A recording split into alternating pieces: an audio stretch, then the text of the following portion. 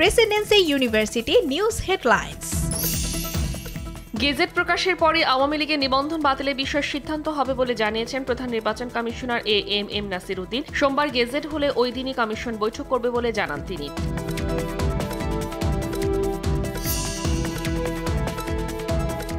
আওয়ামী লীগের সব কার্যক্রম নিষিদ্ধকে ঐতিহাসিক সিদ্ধান্ত বলে মন্তব্য করেছেন বিএনপির স্থায়ী কমিটির সদস্য সালাউদ্দিন আহমেদ। এই সময় দল হিসেবেও আওয়ামী লীগকে নিষিদ্ধের দাবি জানান তিনি। আওয়ামী লীগকে পূর্ণাঙ্গভাবে নিষিদ্ধ জুলাই সনদ ঘোষণা ও আহতদের উন্নত চিকিৎসার দাবিতে আজ ফের শাহবাগ ব্লকেট করেছে জুলাই গণ অভ্যুত্থানে আহতরা।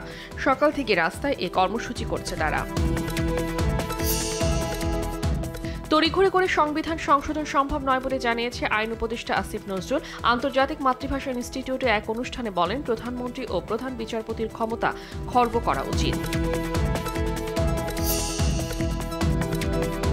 হত্যা মামলার আসামি সাবেক রাষ্ট্রপতি আব্দুল হামিদ কি করে দেশ ত্যাগ করছেন তা জানতে চায় বিএনপি। জাতীয় প্রেস ক্লাবের সামনে বুদ্ধ পূর্ণিমা উপলক্ষে অনুষ্ঠানে একথা বলেন দলের সিনিয়র যুগ্ম মহাসচিব রুহুল কবির রিজভী।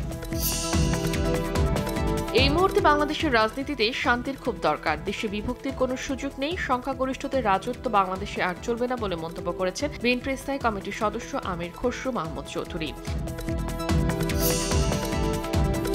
ঢাকা সহ দেশের ৮ জেলায় বয়ে যাচ্ছে অতি তীব্র তাপপ্রবাহ। গরমে বিপর্যস্ত জনজীবন। তবে আজ কিছু জায়গায় বৃষ্টির সম্ভাবনা রয়েছে বলে জানিয়েছে আবহাওয়া অধিদপ্তর। চুয়াডাঙ্গায় সর্বোচ্চ তাপমাত্রা রেকর্ড।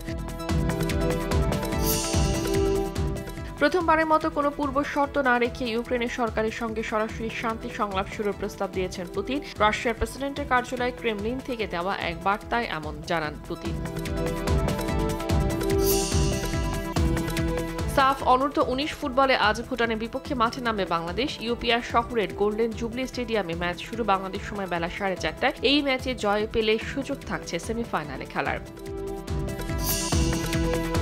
বরুসিয়া মনচেনগ্লাডবাচকে ২-০ গোলে হারিয়ে বুন্দেসলিগার শিরোপা জয়ের উল্লাসে মেতে উঠল বায়ার্ন মিউনিখ। গেল সপ্তাহে বায়ার লেভারকুসেন ড্র করায় আগেই শিরোপা নিশ্চিত হয়েছিল বাভারিয়ানদের।